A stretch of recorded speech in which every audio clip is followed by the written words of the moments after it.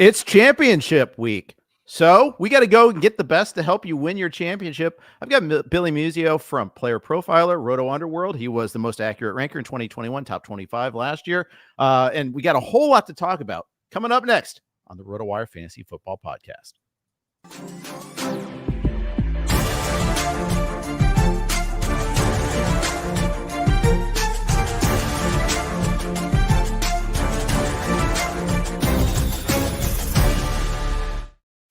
Hey, everybody. Welcome to RotoWire. I'm Jeff Erickson here with Billy Muzio. It is championship week. We got a lot to talk about here, and just breaking news left and right, it seems like. It's finally here. We have our championship. I've got Billy with me right now. Billy, welcome to the show. How are you? I'm doing well. Thanks for having me on. Appreciate the invite. Always good to talk some football during championship week as we get to sulk and sorrow if you faced any Amari Cooper and Breece Hall stacks. But outside that, hope you made it to the final match and you get to take all your friends' money this week. Exactly. Now, the worst was getting all the Justin Jefferson, Breece Hall updates from my Yahoo team that got eliminated before the playoffs even started. That's right. Yeah. What might have been? I'm looking outside at through the window, the glass window there on that championship there. But so it goes. Do you have any specific tips for people in championship week, whether it's setting your lineups, whether it's the waiver wire, anything else? What are your big tips for championship week? Championship week for me is don't be afraid to be bold, right? And okay. The common sentiment throughout the season is start your studs. Well, things change during a 17-week season, and sometimes that stud isn't so studly come week 17. People make quarterback changes. It affects the dynamics of the offense. It affects the chemistry of the players. And sometimes, that receiver who may have been a wide receiver 2 traditionally is maybe more valuable than who you initially drafted as, who was supposed to be your wide receiver 1. And I'm not saying, we're benching, your wide receiver 1s, but I'm just saying that it's a time for you to kind of throw the book out the window and take a look at snaps and take a look at playing time and routes run and play the players who are actually on the field right now and are putting up fantasy points, and don't be afraid to sit somebody with a big name. Yeah. I have big names for you to talk about for sure. One of those, Patrick Mahomes, coming off a miserable game, can't get it. And we've talked about this all season long, but I felt like Christmas Day was rock bottom. He could not find any receivers open, and the pass rush would get to him without a blitz. Very frustrating to watch. Yeah, very frustrating. Hasn't finished better than QB 16 since week 13. And he only had one inside the top 12 since week 8.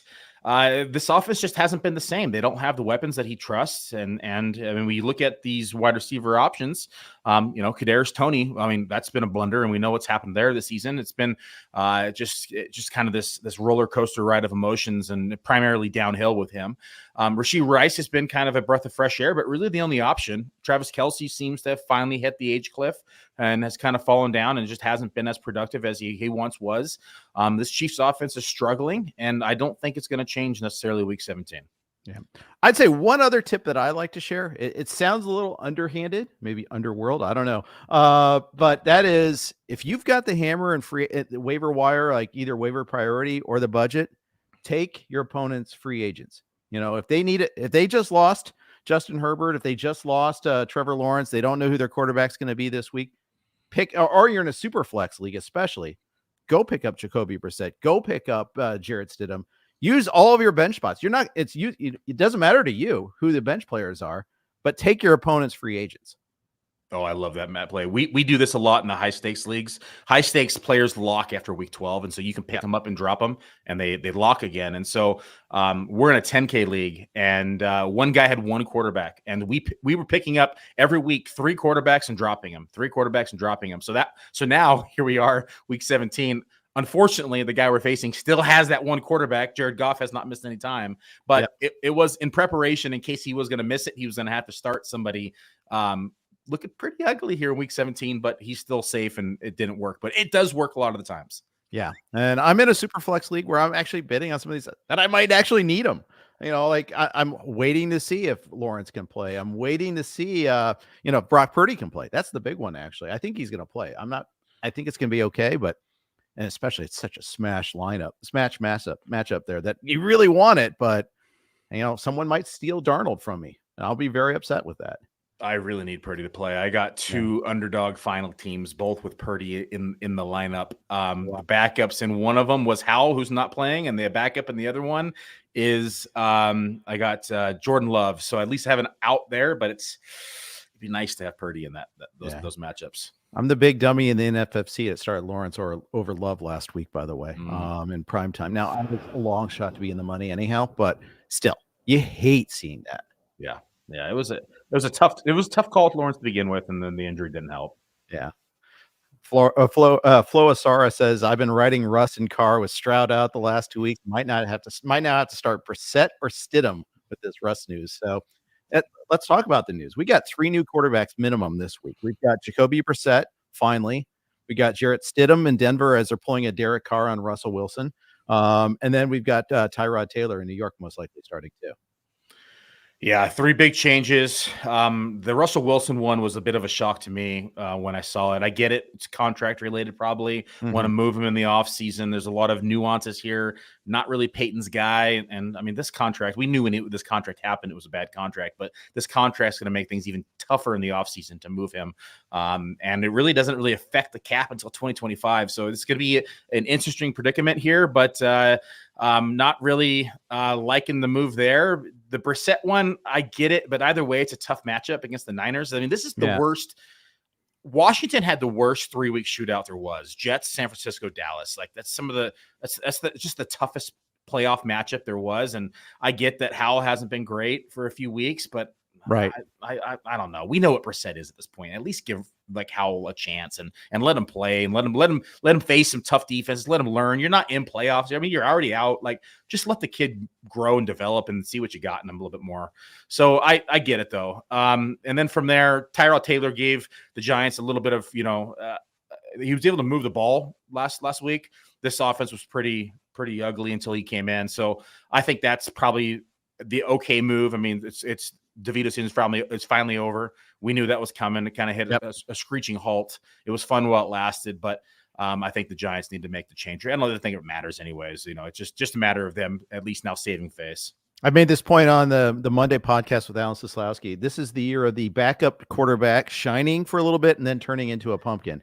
Jake Browning, Josh Dobbs, we're seeing that here and there, Tommy Cutlets, come on. We all knew that was going to be the case there, but you get this little window and then all of a sudden it closes pretty quick. The clock strikes midnight and okay, now we move on to the next one. Well, now we're seeing all these rookies declare, and like you see every day another rookie declares the quarterback position, and it's because they're looking at the NFL and like, man, this is a pretty bad quarterback room right now. I should be able to start next year, and so you're seeing more and more names in the quarterback position start to declare. It's becoming a really deep class with the quarterback position, and I think it's actually in their best interest because it's a pretty horrible landscape right now, quarterback situation in the NFL, and there's a lot of openings, and who knows, we might have a pretty big shakeup next year. I would be stunned if we don't have a massive trade for the draft season. Those top 3 spots are going to be huge. I think Daniels makes it in the top 3 ultimately because I think teams are just absolutely desperate to get a quarterback, get in their future there. The Bears hold the key to a lot of this year with Carolina's pick. I'm really curious to see what they do with Fields. A team might put out a big offer for Fields, or they might put out a big offer for the pick. It's a very interesting decision they have to make. Yeah, I think the pick is a little bit more valuable to Fields, but I think that the Bears probably in their best interest to move Fields, get Caleb Williams, and then start from scratch with a rookie contract, build around the player of the future. We kind of know what Fields is at this point. Has been more of a rusher than a passer, and they can probably get a decent price tag for him as well and be able to continue to build. Yeah, because with the flaws that Fields has, he's still better than at least 10 different quarterback rooms, probably more than that. Yeah. And I think you could still build around him a little bit if you wanted to, especially if you have the rest of your roster in place. Carolina's not going to use him. Carolina would be hurting with him, but because they just don't have anything else around it. But other teams that might be a good build up there.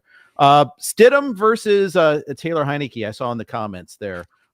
Hey, if you're in a super flex league, you have these decisions to make. And Stidham had a massive game last year against the Niners. He did. I don't think it's happening again. It's just there's a lot of moving pieces. The Niners are a little bit better. Their secondary last year was trash. I'm going to say that. I'm a little bleed a little red and gold here, so I know this defense inside and out. The front's gotten even better, which has been masking our secondary problems. But the secondary has improved, so I think that this is going to be a tough outing for Stidham, in my opinion. Yeah, I get it. I mean, but Stidham's going up against it's a tough outing for Brissett. Stidham gets the Chargers, right? Oh, sorry, I'm blanking. Yes, that's okay. It's okay. I know, because I screwed it up by saying he had a big game against them last year when he was with the Raiders.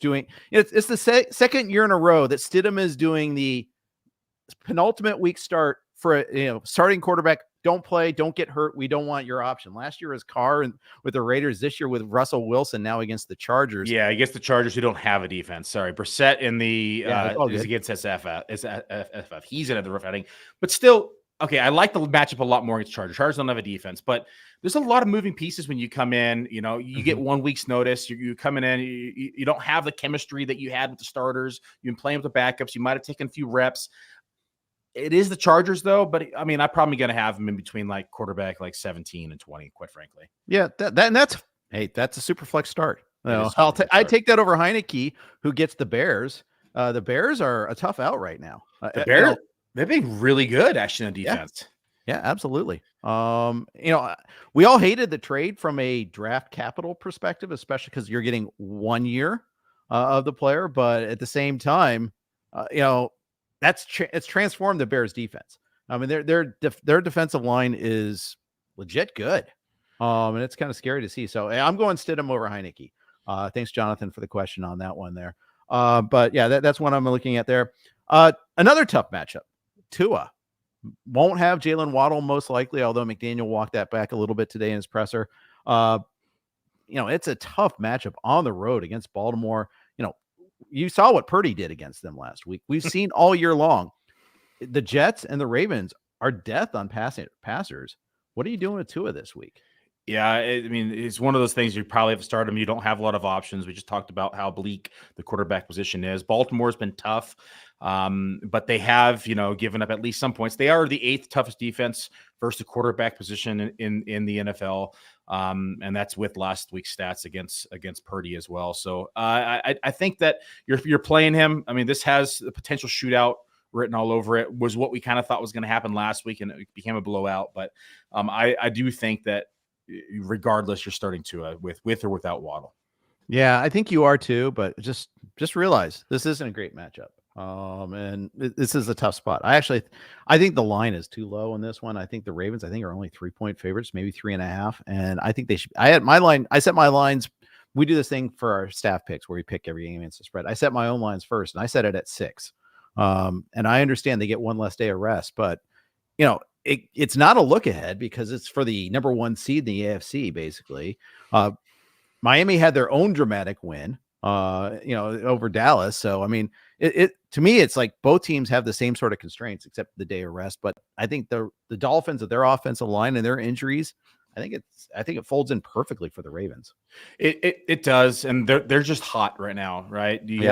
Miami's had a couple injuries, and it just hasn't been the same with Tyreek battling that ankle injury. The game is set at -3 right now, over under 46.5 Vegas totals. I think I like the Baltimore side. Yeah, I do. Last one on quarterbacks. I never thought I'd be saying this, but Joe Flacco, playoff winner, league winner. Is this? Really? He's been amazing in the last 4 weeks, basically. So much volume, but he gets short rest against the Jets on Thursday night. Can you start him this week in a single quarterback league? Jets are extremely tough, but he's been just hot as can be. 3 straight games over 300 yards since he's came in week 13. He's got 10 touchdowns. He does have 7 interceptions, but he has just been a gunslinger pushing the ball down the field, and quite frankly, he's winning people championships right now. He's quarterback 3 since week 13 on the season, only behind Jake Browning and Matt Stafford. Oh boy, how the times have changed. Jalen Hurts sitting there at quarterback 5 behind these guys since week 13, and none of the other big dogs even in the picture. So yep, it's tough because he's been so hot. And I did a post on Twitter saying that, I would take Flacco over Watson at any given time this season right now. But the Jets are literally the toughest defense against quarterbacks on the season. So, Yeah. It's not an easy matchup. I think depending on what your options are, I'd potentially look a different direction. Yeah, I have them like 17 this week, which is not a start in most of my leagues. So for what it's worth, we're gonna move on to running backs. But before we do that, have some business to attend to. Get ready for the ultimate big game parties at Circa Resort and Casino. Super Sunday is in Las Vegas this year. Watch the big game poolside at Stadium Swim's big game viewing party. Massive screen, booming game sound, and a view of the pyrotechnic and visual effects throughout the game. Snag the best seat in the sun with daybeds, poolside boxes, cabanas, and more. Or touch down at the world's largest sportsbook, Circa Sports, for the Big Game Bash. 3 stories of football glory featuring a 78 million pixel screen. I've been there. It is truly remarkable. It is a sweet, sweet sportsbook. Book your seat with a variety of reservation options, including bottle service, open bar, stadium-style food, and more. Don't miss these legendary viewing experiences on February 11th. The big game parties, only at Circa Resort and Casino. Reserve today at circalasvegas.com. Also, we're on the Blue Wire Network. Here are their ads. All right. Thank you for your patience with that. We always appreciate the good folks at Blue Wire. I'm here with Billy Muzio from Player Profiler and RotoUnderworld.com. Please check out Billy's rankings over there. Let's talk running backs here. We mentioned the Dolphins. They got some problems at running back too. Raheem Mostert only had 19 snaps, only 2 in the second half against Dallas last week. He's dealing with the shin injury. He wanted to play. They took him out after those 2 snaps, though.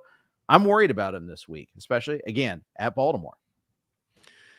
Yeah, I'm worried as well. The snaps weren't there, of course, because of the injury. Like we mentioned earlier, Miami's a little beat up right now.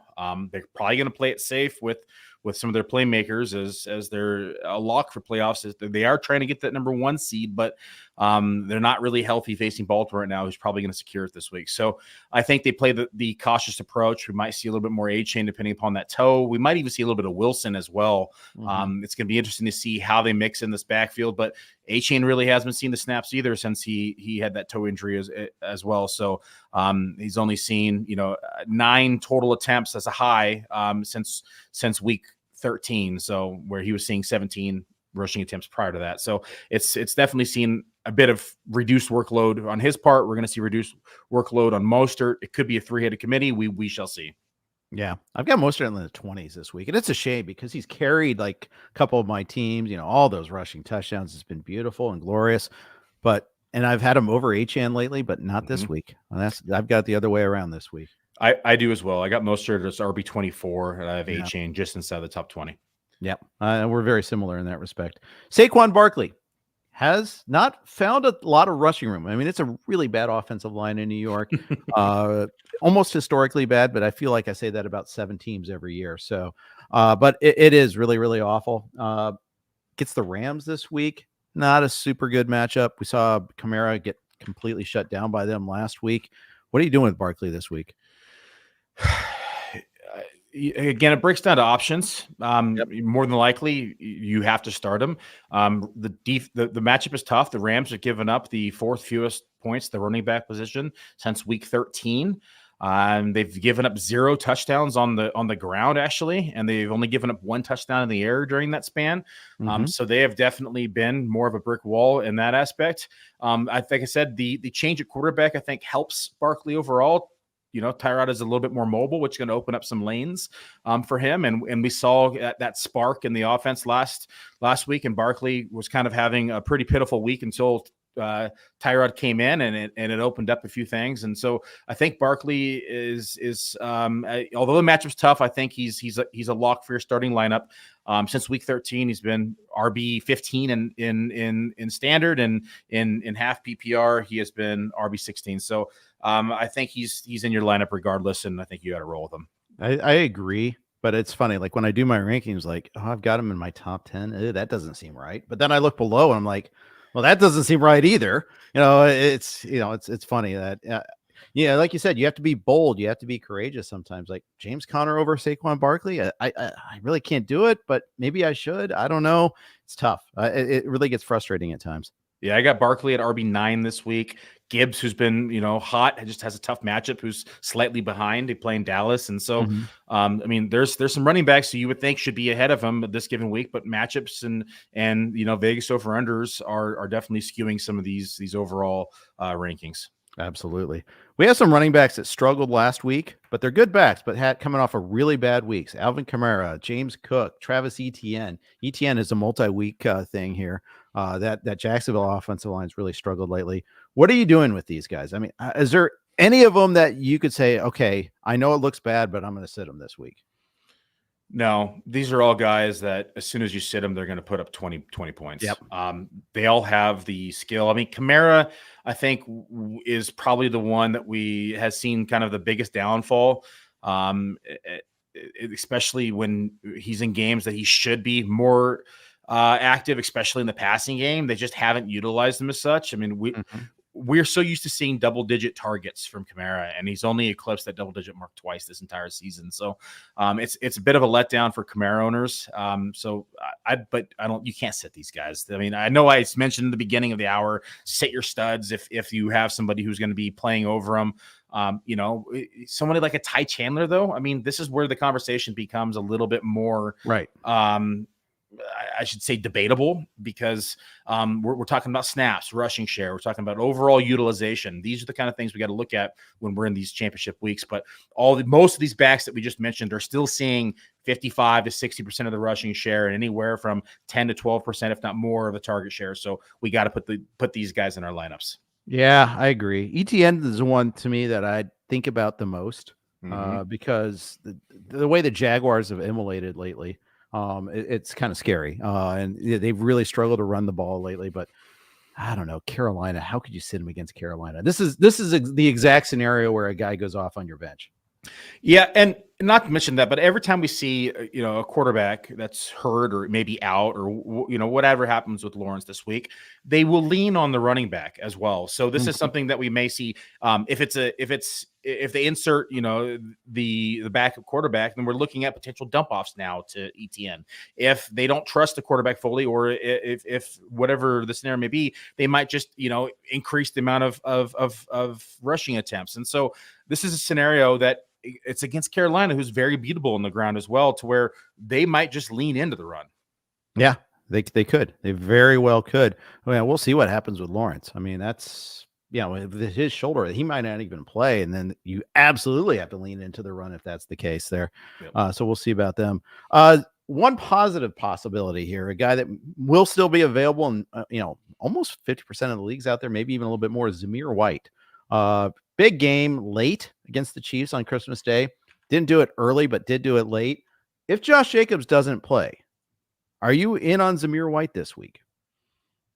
Yes. I mean, he's seen 39 attempts in 2 weeks.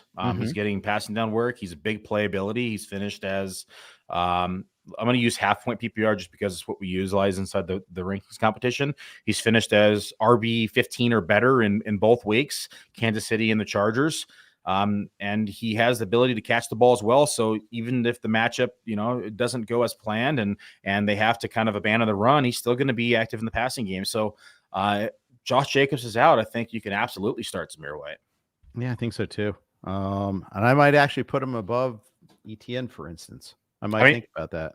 I mean, look at someone like Austin Eckler, who people were thinking is this RB1 all season, has just been absolutely atrocious. Yeah. Like, I would have Zamir White pretty firmly ahead of Austin Eckler this week. Yeah, that's only if Jacobs is out, obviously. Correct. But, I do have Eckler at 20 this week. I could move him lower. I like that he got some workload at least. That he was able to take back the starters' workload against Buffalo on the Saturday night game, but. The Chargers are kind of a black box right now. Who knows what they're going to do? They got an interim coach, backup quarterback. Keenan Allen hasn't practiced yet with that heel. There's no reason to rush him back. There's no reason for him to rush back, for that matter. There's no milestone he's chasing or anything like that. It's just a awful team and an awful season. They played hard against the Bills at least, but still.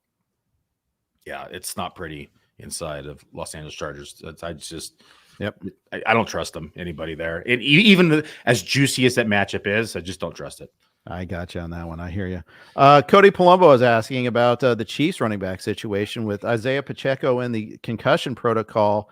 Jerick McKinnon is on IR. They're facing the Bengals, who have been a run funnel. It seems like a pretty good matchup for CAH, but at the end of the day, he's still CAH. That's the tough part I have with this one here. What's your take on him? Still CEH, although he finished as RB9 the week that we saw no Pacheco. If we have no Pacheco again and no McKinnon, then we're going to see pretty much all the passing down work as well as all the groundwork. I think that we would have to put him in our lineups. Yeah, I mean, it's the alternative is LaMichael Pirine. I mean, that's the fourth running back in Kansas City. So there you go. I think he's a definitely interesting start. As of Tuesday, he was 36% rostered on Yahoo. So he's available. He's out there in a lot of leagues. So something to consider. We're going to consider wide receivers next. Before we do that, I want you to consider OddsR. Are you ready to revolutionize your sports betting approach? Begin with a 2-week free trial at oddsr.com, where cutting-edge AI technology sharpens your edge in the betting game. Benefit from their proven 2-year track record, boosting a 60% accuracy rate and an impressive 10% ROI. The OddsR AI meticulously sifts through extensive data to reveal high-value, green-value plays, guiding you towards smarter betting decisions.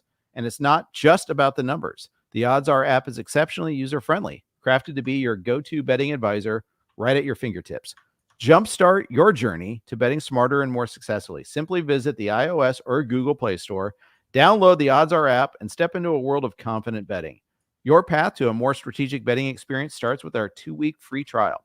Download today, where smart strategy triumphs over luck. Thanks to OddsR for their sponsorship. We are talking with Billy Muzio from Player Profiler, as well as RotoUnderworld.com. Billy, let's talk a little wide receivers. And Stefon Diggs has been a disaster since the offensive coordinator change, even slightly before then. I don't think his ability has changed. I don't think his skill has changed at all. But his role, or at least the offense, has changed quite a bit. And it's really frustrating. He hasn't been a wide receiver 2 even for the last month. No, it's been atrocious, quite frankly. He has been the wide receiver 73 and half-point PPR since the change. It's definitely been a more run-focused offense. It's definitely benefited Cook the most. And when you look at the target share, I mean, he's still getting the targets. There's just, there haven't been good targets, catchable targets at 50%, 63%. But he's seen 2 straight weeks of 38% of the target share, which is, I mean, that's pretty monstrous. It just hasn't really equated to fantasy points. So the opportunities there, it hasn't been great. It's just, I think you'd think it has to come around here this week, but it hasn't been pretty for the last few weeks. Yeah, it hasn't. I've got a championship though, where I've got him still available. I also have Cooper carried. I have Cooper and Lamb. I have Keenan Allen, and I have Stefon Diggs. I went pretty heavy wide receiver, 3 receivers in a flex in this league. It's a super flex league too, but I'm hoping I get Allen back. But if I don't, I'm starting Josh Palmer, and I'm not really thrilled about that one. But I got to roll with Diggs. Is my point. I took a while to get there, but that's my point. I'm still rolling with them. There's no reason for them to start Allen. I honestly think he just sits the rest of the season. Yeah, I think so too. And I have to decide if I want to try to find somebody on the waiver wire instead of Palmer. That's the tricky part. Against Denver, it's not a great matchup for wide receivers. If Surtain's on Palmer, then that could be sunk. Because Denver theoretically still has something to play for too. So I could go a different way there, I guess. Maybe see if KJ Osborne's available or something like that. Osborne's going to see quite a bit of snaps now. I mean, and I know some of my best ball teams, he helped me get into the finals. He was sitting there on the bottom all season and finally able to do something. So there's quite a bit of a loss of weapons there and a lot of open targets now for KJ Osborne. Yeah. It really are. And he balled out. I mean, he was good against Detroit, and he gets the Packers, who aren't going to be without Jair Alexander, who's been suspended for a week for going out crashing the coin flip. I mean, that's a new one. I love the NFL. It's becoming like the NBA with some of the storylines here. Yeah, Packers have actually given up the 3rd most fantasy points to the wide receiver position over the course of the last 4 weeks. Yeah. And so it's definitely beatable, especially without Jair. I mean, this is a pretty exploitable secondary. Yeah, and it's been exploited by Tommy Cutlets, Baker, and Bryce Young. Baker diced them up, man. Yeah, he did. He tore them apart. That was crazy. Kind of changed our outlook on Baker a little bit there. Oh, he's actually been solid all year, but he took it to another level in that game. Terry McLaurin has not been scary Terry this year. I think if there's someone in this universe that was clamoring the most for the quarterback change, it was probably McLaurin, because he did a lot with Brissett in that game against the Rams. Had one big catch after the QB change against the Jets too. Now that we know Brissett is starting, what are you doing with McLaurin this week? I think it gets a slight bump. It looked like Jacoby kind of locked into him a bit, and so I think it's definitely a benefit for Terry. Again, though, I don't love the matchup. Yep. So Washington has SF this week. We just talked about this top of the hour.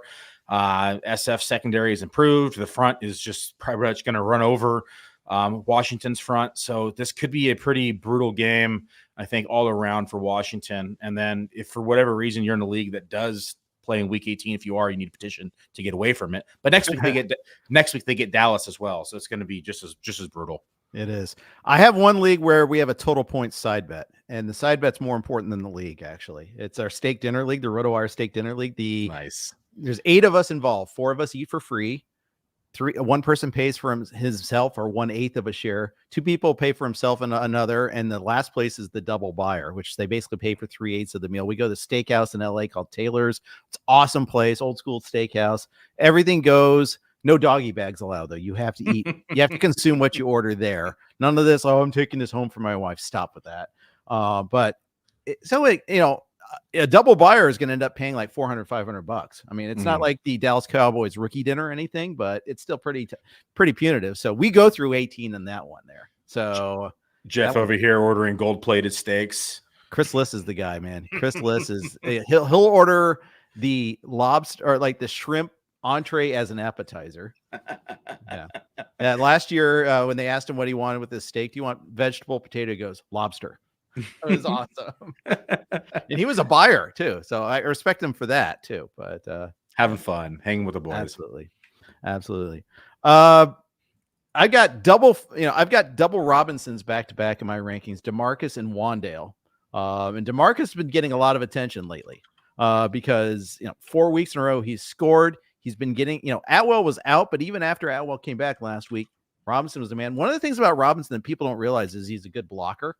And this is something on the Chiefs he was known for a little bit. So I think McVay liked him as that, but he's kind of earned his way into this offense. Are you buying on DeMarcus Robinson this week? I am. He's actually wide receiver 9 since week 13 and half-point PPR. I mean, he's been double-digit fantasy points every single week, 13.5, 12.1, 13.7, 17.2. I'm kind of liking this like change of guard in the rookies over here in the Rams offense. And I think they found something in Robinson. They definitely found something in Puka. Despite not having picks, they continue to get it done inside identifying talent. So I like the kid. I think he's going to get it done again. Yeah, I gotta say, McVay is really showing his coaching chops this year. He is. Yeah, it's been pretty impressive. I think a lot of people were like last year, "Oh, he's checking out. He's going to leave this team." Look at how much they abandoned how barren the roster is. I mean, they're using a ton of rookies this year. I think I saw that they have the highest percentage of like minutes played by or plays by a rookie by a wide margin. So they've been good though. Yeah, you have. The rookie tight end, you got 2 rookie receivers who have stepped up. There's been a lot of rookies for them who have really stepped up in a big way, and they're earning playing time, and it's well-deserved. It is. I wish I would have jumped. I recognized that what Robinson was doing, and then I didn't act on it enough, and I'm really kind of bummed out about that. But he's been pretty darn good. A guy that went off on everybody's bench last week was George Pickens. There's a couple of those, Gabe Davis and George Pickens just tearing it up on Saturday. Meanwhile, everybody that was like relying on Michael Pittman, saw the news Saturday night that he wasn't going to play on Sunday, like, no, and saw those guys going off on your benches. What are you doing with Pickens this week against Seattle? I still don't trust them. I mean, I saw a stat, and don't quote me on this, but somebody posted it was like 80% of his fantasy points have been acquired on 1% of his snaps. I saw that. Yeah. And it was some like mind-blowing statistic, but it's true. I mean, he just pops off on huge, massive plays every now and then. Last week in a big way, and I just don't trust it though. I mean, he's never been this target hog. He's always playing second fiddle, if not third fiddle in the passing order or the passing game and target percentage. So the matchup's fine. Seattle's a good matchup, but I just don't fully trust them. I don't either, but I've got him over Deontay this week. If I have to start a Pittsburgh receiver, I'm going Pickens. I'm gonna check real quick. Now you have me wondering where I have him. Yeah, it's not a rousing endorsement there, but it's. I do too. Actually, I have him 4 spots ahead of him. Yeah, both in like the 32 to 37 range. Okay, fair enough. I've got Pickens a little higher. Like for instance, I think T. Higgins is in a really bad spot this week against Snead. I'm going Pickens over Higgins. That's my bold call of the week, I guess. Yeah, the only thing is the over-under is pretty low. It's a 41 over-under. I mean, this could be I could see this game kind of being a punt fest. It could. Every Pittsburgh game kind of has that potential these days. It's true. I mean, at least there's not going to be in Trubisky vision, so we got that going for us. It's true. Mason Rudolph's a little better. Yeah, he is for sure. One more wide receiver question. Green Bay wide receivers. Who the heck can we trust this week? And I guess we have to wait for the injury report, but Reed, Watson out, Wicks got hurt in this game. Can I interest you in a Bo Melton? I think this is where, and I talked about this last week. It didn't happen as much as I was expecting, but I do think we see it more. We're going to see both the running backs be involved. I think that this is going to be more Aaron Jones targets. So I was expecting to see a bit more last week. I mean, Romeo's, and if Reed is out again, then I think Romeo, of course, is the number one. From there, we could see a lot of 2 running back sets. We could see some more 12 personnel. Yeah. And we're going to see these double tight end sets, and they're going to lean into that as well. Because don't forget, we had Musgrave's windows activated last week as well. So that's a good point. Yeah. So there could be some 12 personnel rolled out here. The thing about Green Bay, and this is the trickiest thing with them always, is that they are overly cautious with injuries every single year with every single player. It doesn't matter if they're third string, fourth string, or first string. They are always holding players out for, it seems like, a week or 2 longer than any other team does with that similar injury. And so we may see everybody here sit again, and then they're rolling out with, God knows who at the receiving position, running out 2 running backs and 12 personnel. Yeah, it happened with Aaron Jones. We had the Monday night late scratch where a lot of people took zeros because of that. Jair Alexander isn't going to play. We know that, but he's been out longer than we expected anyhow. Yeah, Watson's had an extended absence. Absolutely. Yeah, that holds up for sure. We got one more sponsor to take care of here, our friends at SmashUp Fantasy Sports. Are you one of the many sports fans who are not ready for the fantasy football season to end? Then you have to play SmashUp Fantasy Sports, the fastest growing free game. In SmashUp, your traditional fantasy team gets supercharged by Smash Cards, which are like video game power-ups that you pick to boost the scores of your players or even your entire team. Think your kicker is going to have a big game? You got Dicker the Kicker? Then choose a card like Big Kick Energy to power them up. Are you starting Justin Fields? Then play Scramble Spikes to score more from his running. Paired with cool video game-like visuals, SmashUp is the biggest innovation in fantasy sports in a very long time and really feels like it was designed for sports fans. And here's the best part. You can play for free and win fantastic prizes. No credit card needed. No hidden fees. All users receive 3 entries per week, but with our code RotoWire, you'll unlock a 4th entry every week through the Super Bowl. And if you use our promo code or join the group RotoWire from your profile, you can play against us in our private tournament for a chance to win a free RotoWire fantasy football subscription. Enter now at smashupsports.com and join the future of fantasy sports. All right, I'm here with Billy Muzio. Let's talk a little bit about tight ends. And I just have one simple question this week. Who are you picking up to replace Hockenson? Nobody on the Vikings. I mean, they got Josh Oliver, Johnny Munt. I think, right. Is it Nick Muse? I think is the last one. Right.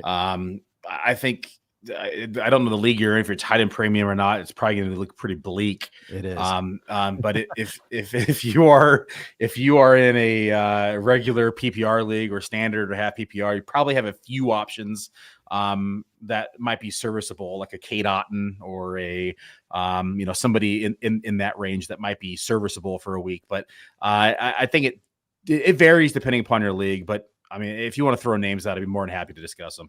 Yeah, my buddy Derek Van Riper runs a contest called the Pentathlon, where it's a auction league. We have a best ball league. We have a DFS component. We have a pick'em component and a survivor component. Sounds fun.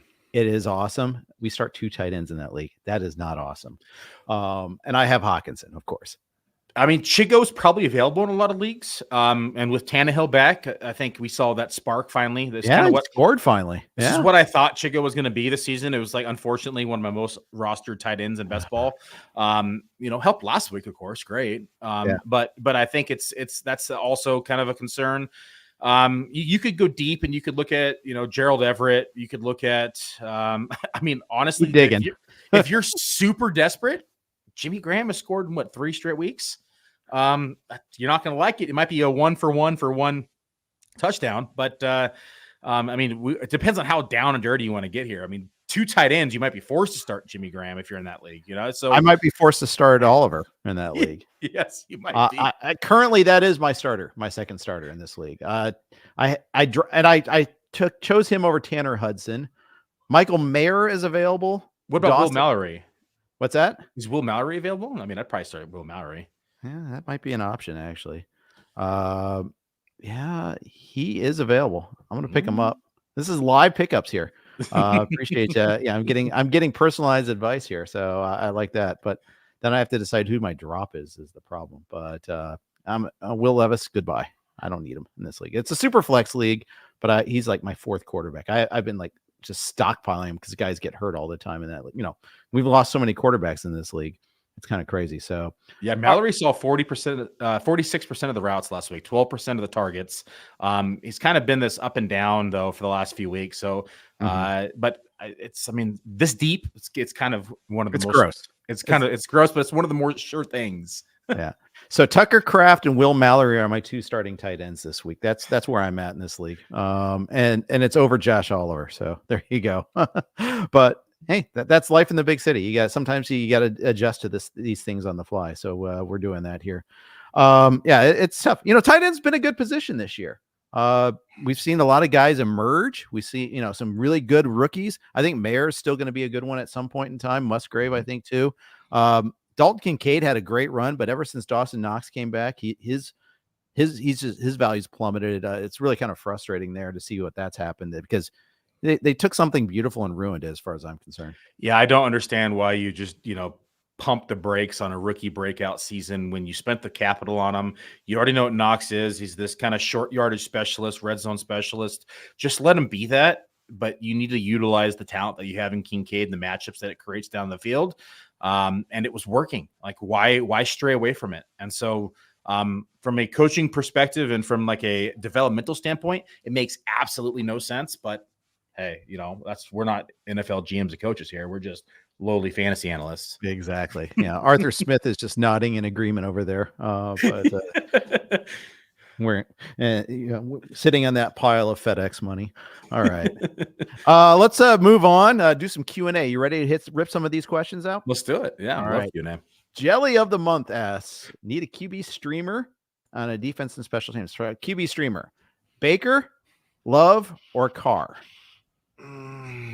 Baker, Love, or Carr. I think it's between Baker and Love for me. I'm going to refer to my rankings actually. Yep.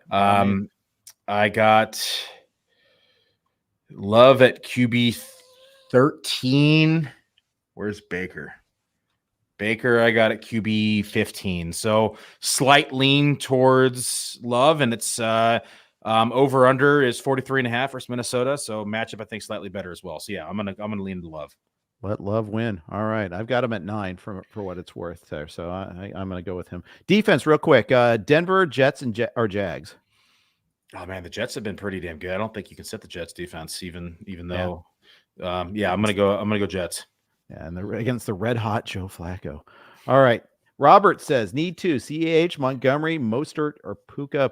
I'm ready to fill in the Puka square for you here. Yeah, so Puka's automatic. Between Montgomery, Mostert, or CAH. We have to see what the practice report says with Mostert this week. So that's kind of a disclaimer, to be determined. And then what Detroit has the Chargers. Detroit has Dallas. Oh no. Yeah. we got to also wait and see what happens with Pacheco. So I would probably not play Montgomery this week against Dallas. Puka's an automatic start, and then we got to see what the injury report is between the Chiefs and Miami. I'd say slight lean with Mostert right now, but that's subject to change with news. Yeah, exactly. If Pacheco sits out, I might go CAH. I might still go Montgomery just because the volume seems like it's always there, but it's not a happy spot there for sure. Massachusetts football guy says flex Sutton, Downs, or Curtis Samuel. Sutton's in a concussion protocol, so we'll see about him. If he plays, though, I think I would go him even with Stidham, but Sutton, Downs, or Samuel for you. Yeah, if Sutton plays, it's Sutton. I mean, he's pretty much a lock for a touchdown any given week. The line's at like minus 200 now every week. Downs would be interesting depending upon what happens with Pittman. If Pittman should clear this week, but I think that would be the play over Samuel if Sutton doesn't play. Okay. And with Downs too, I mean, we don't know if Pittman, and all that. So we got a lot going on there. A lot of moving parts. Lee says DeMarcus Robinson or Joshua Palmer. Oh man, that's actually tough. This is the wide receiver one in a kind of a shit spot versus DeMarcus Robinson, who's been red hot. Yep. I probably slight lean Palmer, but you could really talk me out of this one. All right, gotcha. Master J3 says Breece Hall or Zay Flowers full point PPR. I think I'm going to ride Cleveland's tough though. Baltimore's against Miami too. It's going to be a shootout. Oh man, I'm going to go with the running back. I'm going to go Breece. All right. Lee says Flacco or Stidham in a 2 QB league. Oh man, Flacco. He's been red hot, even though it's a tough matchup. Yeah. James Cook or Breece Hall from Daggernut. Well, let me see my rankings. This one's close. Yeah, it is. I got them back to back 7 and 8. Cook has the lean. Yeah, my lean is on Cook too because I think it's at Cleveland. I mean, for Hall, and that's a tough spot. It's a very tough spot. Cleveland's way better. Cleveland's way better at home than they are on the road defensively. So, it's also the lowest over under of the week at 35. Absolutely, going to be an ugly game on Thursday night again. Thanks, guys.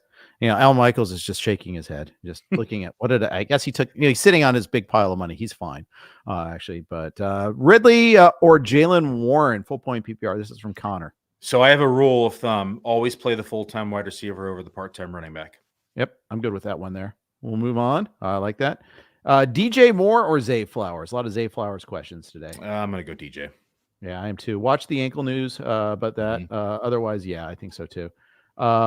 Let's go one more question here. We'll go to the very first one of the day here. Go to Flo Asaris, who says, need to start two in the flex. 1 point PPR. Lockett, Achane, Chase if he plays, DeMarcus Robinson. Chase is playing. You think Chase is playing? No. Chase is not playing. Yeah, I don't think he's playing either. I don't think he plays the rest of the year. I'm a Bengals fan. I think they're locking it down with him. So Lockett, Achane, or DeMarcus Robinson need two. Again, subject to change depending upon news, but I'm going to go Lockett and Achane here. And I'm pretty much going to stick with those two because DeMarcus has been good, but I still think I played Lockett and Achane over him. All right, fair enough. That's going to wrap it up. If you didn't get your question, pop us on Twitter or hit us up at our respective sites. RotoWire has an Ask an Expert service. We have our rankings you can check out there, which will answer that for you in most cases as well. So, Billy, where can people find your rankings? You can find them over at PlayerProfiler.com. They get updated throughout the week. Sunday morning update is usually 30 minutes for kickoff. It takes a while to get all the updated news punched in. Absolutely. I do an update Thursday. I do an update Sunday, but I also, do tweaks with massive news as well. So everybody, thank you so much for tuning in today. If you want to check out my rankings, go to rotowire.com/pod. If you don't already subscribe, get a free peek behind the paywall. No credit card is required. And if you're a subscriber, you know where to find them at my weekly rankings there. Thanks everybody for listening. Thank you for our sponsors. Thank you for Billy for spending an hour with us here. Appreciate it. Good luck in your championships. Good luck to everybody else in your championships. Take care.